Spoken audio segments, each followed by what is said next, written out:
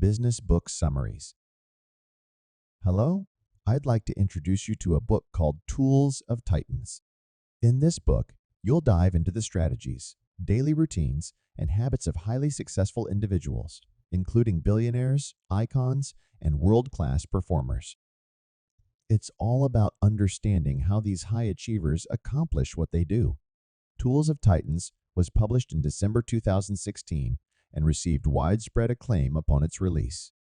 The author, Tim Ferriss, is a well-known writer, entrepreneur, and investor. We recommend this book for its practical insights. It offers a direct look at how successful people navigate their work and lives, with the potential to inspire you to make more informed choices. Ferriss conducted interviews with approximately 100 to 200 experts in various fields and compiled their insights in this substantial 700-plus page book. Today, we'll highlight a few key takeaways. Let's start with Scott Adams, the cartoonist renowned for his worldwide comic strip Dilbert. Did you know he began drawing it while working a regular office job? To persevere through challenges, Adams offers 3 valuable lessons. 1. Create a system, not just a goal, instead of fixating on a specific goal. Like becoming a famous cartoonist, Adams focused on developing a system. Goals are about achieving a single outcome, which can be discouraging if you fail. A system, however, promotes continuous improvement, akin to honing a skill or nurturing a relationship. 2. Embrace your system. Adams didn't obsess over income or readership numbers. He prioritized improving his comic strip. In his case, writing blog posts was part of his system. 3. Consistency pays off.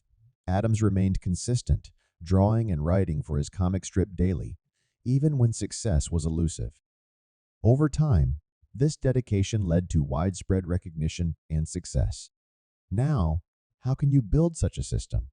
Adams emphasizes 2 crucial elements: unwavering consistency and treating your blog as a research and development platform.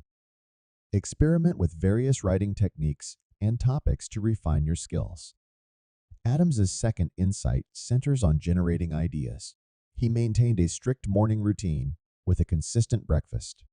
This routine aimed to clear his mind and fill it with fresh information. After breakfast, he delved into news and articles to gather material and inspiration for his comics. To decide which information to use, Adams trusted his bodily reactions rather than solely relying on his brain's judgment. If a piece of news triggered a spontaneous laugh, adrenaline rush, or strong emotions, it was deemed valuable material. The third piece of advice from Adams encourages developing multiple proficient skills. If you aspire to extraordinary achievements, consider becoming proficient in 2 skills ranked in the top 25% globally. Combining these skills effectively can lead to significant accomplishments. Now, let's look at Jack Willink, who rises at 4:45 a.m. and maintains a disciplined routine akin to a special forces soldier, even in retirement. When asked about his early rising habit, he explained it gives him a psychological edge, making him feel prepared for potential challenges. This mindset has inspired many, leading to the formation of a 4:45 a.m. wake-up club on Twitter. Rising early symbolizes discipline for them. Willink's motto is simple: discipline equals freedom. True freedom, he believes, comes from setting boundaries. The kind of freedom where anything is possible can lead to decision fatigue and a sense of emptiness.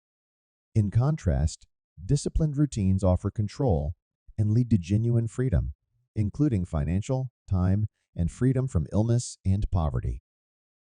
Extreme ownership, taking responsibility.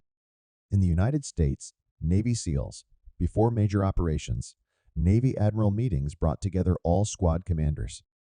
Here, commanders could make requests: more helicopter practice, warmer boots, even Wi-Fi access. Amidst this, Jack Willink stood out by saying, "We're good, sir. No requests." Why? He believed in extreme ownership, meaning full responsibility for your world. If there was an issue in his team, he fixed it himself. When he genuinely needed something and asked superiors, they provided it. They understood His requests were essential. Willink stresses that blaming superiors is your own fault. It's about educating and influencing them to understand your needs. That's extreme ownership. Humility elevates leadership. What makes a good commander, according to Willink? Humility. He pushed SEALs teams to their limits during training, evaluating squad leaders. Those lacking leadership, often missing humility, were eliminated. Here, humility meant being open-minded, receptive to feedback, and eager to learn during training. Humble commanders, after failure, took responsibility, asking, "Where did I go wrong?" They noted feedback. Arrogant commanders blamed others, acting like they knew everything. Willink assesses himself objectively, even in intense situations, asking if he's reacting emotionally. This is the peak of humility. Chris Saka, the unconventional venture capitalist. Chris Saka, a successful venture capitalist worth over $1 billion, invested in Twitter, Uber, and more. He doesn't live in Silicon Valley, but in the mountains of California, an offensive player. Saka believes life has defensive and offensive challenges. Defensive tasks are imposed on you by others. Offensive means taking initiative. Saka moved to the mountains in 2007, focusing on what he wanted, learning, and building valuable relationships. He invited business partners to deepen connections. His personal friendships led to investments in Twitter and Uber. Venture capitalists need knowledge. Saka actively built relationships, even attending meetings uninvited to take notes and share them. Saka's emotional intelligence grew from his unique upbringing. While many tech founders are privileged, Saka's family believed in summer internships, which he called bittersweet summers. These experiences shaped his journey. Internships, a tale of two summers. Let's begin with the sweet phase of Chris Saka's internships. At just 12 years old, Saka had a unique opportunity.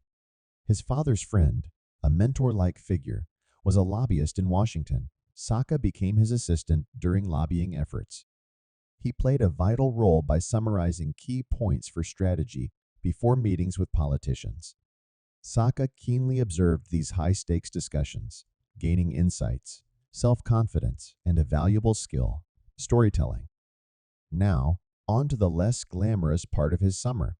Back home, Saka's father arranged for him to work with a construction crew. Assigned to the dirtiest and most strenuous tasks, like spreading manure, Saka faced physical reprimands from coworkers if he didn't perform well. These experiences, though tough, were character building and served as a reminder that high-profile jobs were not guaranteed. These diverse experiences honed Saka's exceptional emotional intelligence. Embracing authenticity.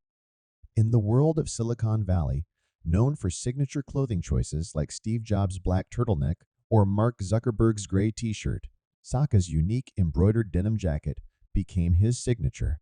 Bought casually for a speech, it garnered overwhelming positive feedback.